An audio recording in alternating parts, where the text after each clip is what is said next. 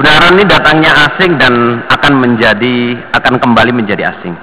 Bapak Imam pertama membawa kebenaran hari jamaah ini jamaah itu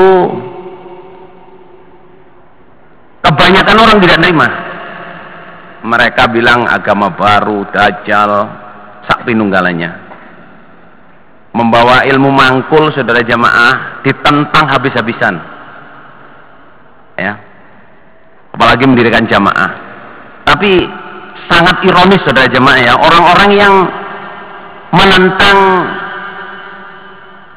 pengajian Quran hadis yang seperti kita kerjakan, bacaan makna keterangan mangkul sampai paham itu, nyanyiannya hari-hari itu pembuatiku 5 warnane apa maca Quran angan-angan sak maknane, nyanyiannya itu. Tapi ketika kita ngaji Quran hadis dimaknain, ditolak saudara jemaah. Kemudian berjamaah, ketika Bapak Imam almarhum menerangkan tentang wajibnya jamaah, wajibnya orang itu beramir, berbeat, bertoat, sak pinunggalannya, semua juga menentang. Lah orang-orang yang menentang itu kebanyakan menganggap dirinya jamaah sampai hari ini, karena mereka secara tidak sadar mereka tahu bahwa orang Islam harus berjamaah. Gitu. Man aroda buhatal jannah falyalzamil jamaah, itu bukan hanya kita yang tahu, mereka juga tahu. Semua orang juga tahu. Lah, sampai mereka itu saking kapilnya itu semua grup disebut jamaah. Ahlus sunnah wal jamaah. Mereka menyebutnya Ahlus Sunnah wal Jamaah, ada yang jamaah Nahsabandiyah, jamaah Thariqah Siddiqiyah, jamaah segala jamaah haji Indonesia, sampai ngeliwet pun masih disebut jamaah. Nah, saya jamaah ini yang sangat saya takutkan, yang sangat kita takutkan, yang sangat kita khawatirkan adalah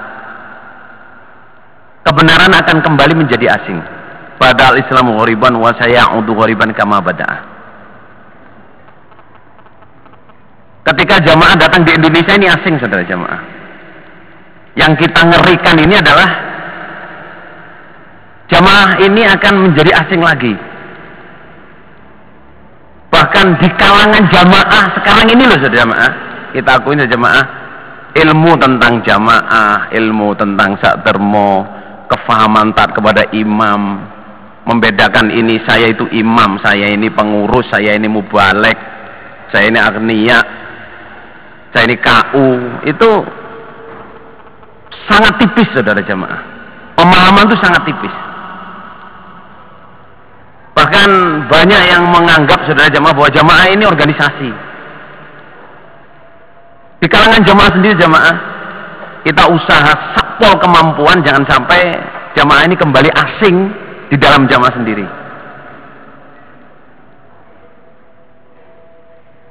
Seperti yang saya nasihatkan Cai tahun lalu itu, mewariskan paham jamaah saudara jamaah. Saya membuat 23 poin. Itu sebenarnya masih banyak lagi poin, tapi yang saya sempat tertulis sampai 23 poin itu kriterianya orang itu disebut paham jamaah. Itu ya, jangankan jamaah biasa, muda-mudi biasa saja jamaah. Banyak para penasihat jamaah itu bukan tidak mau nasihat tentang jamaah, tapi kadang-kadang tidak tahu esensinya apa sih. Ya toh, antara contoh sama hierarki taat. Ya toh, hierarki taat. Taat itu kalau di Quran itu ya, kalau yang atas merintah, yang bawah tidak boleh melarang, ya. Tapi kalau yang atas membolehkan, yang bawah itu boleh melarang. Itu saya dulu waktu mondok di Kediri ya, kalau mau izin, jadi mondok asrama, izin dari kantor, izin keimaman untuk keluar ke pasar Paing, itu kita sembunyi-sembunyi kadang-kadang itu supaya nggak ketahuan Muhammad Soleh. Soalnya kadang Muhammad Soleh ditanya, "Hi, gitu, Indonesia." Ya toh? Wah, kadang-kadang itu langsung lemes loh. Ate nanti le, mau kemana kamu? Pasar Paing. Ais, deres saya. Sudah izin. Ah, izin, deres, perintahin deres. Beliau wakil sudah jemaah. Ini lah, jamaah.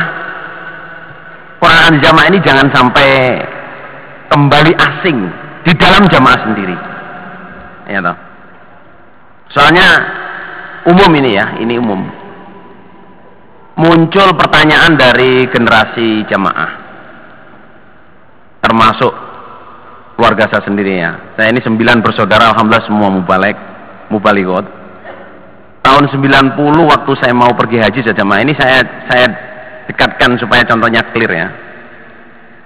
Itu tahun 90 pertama saya pergi haji itu saya dirangkul adik saya nomor 5. Nomor 5 yang hidup, aslinya nomor 6, namanya Asmaul Husna. Sekarang adik saya itu tugas di Singapura, mubalighat di sana.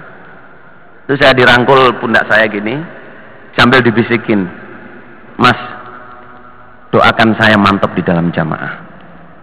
Itu aja jamaah, dengar adik saya ngomong begitu yang waktu itu sudah tugas 2 kali.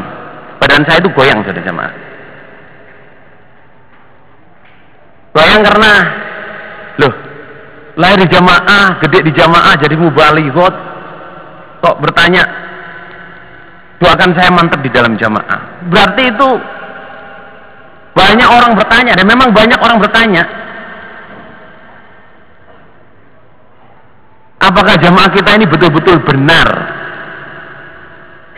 Kenapa berdiri kok di Indonesia?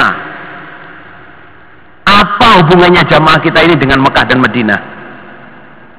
Kenapa imamnya jamaah ini kok orang Jawa bukan orang Quraisy?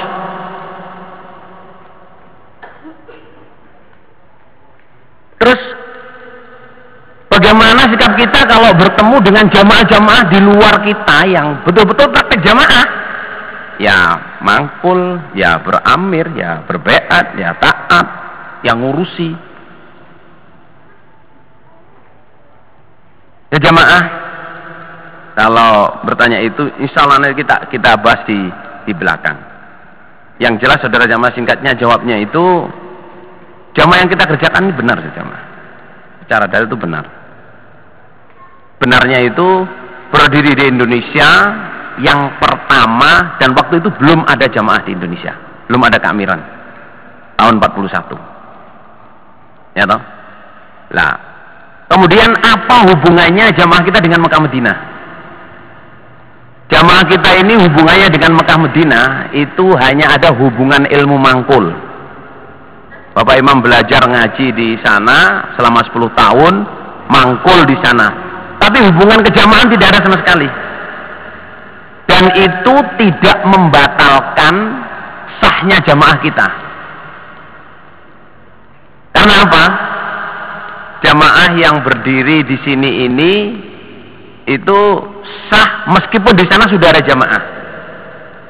Karena kita tidak bisa nyambung ke sana dan di sana tidak mau ngurusin kita, dan berdasarkan dalil la yahillu li salasatin yakunu bi falamil ardi illa amaru alim ahadahu, maka kita berhak membuat jamaah di sini. Nah, harus wajib.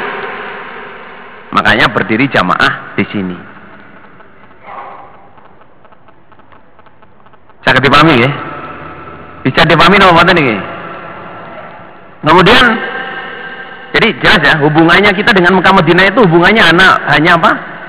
Ilmu mangkul. Nggak ada hubungan keamiran sama sekali.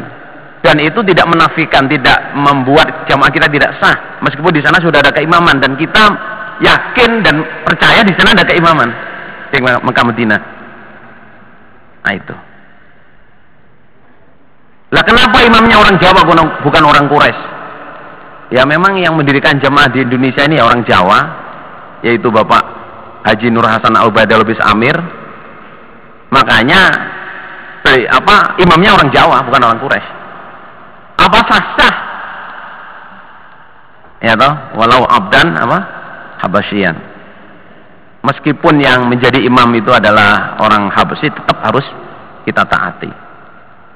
Nah, terus apakah ada saudara jamaah di sono-sono jamaah yang seperti kita, Ya kemungkinan ada. Seperti sabda Rasulullah SAW, wa sayakturu, dan akan banyak.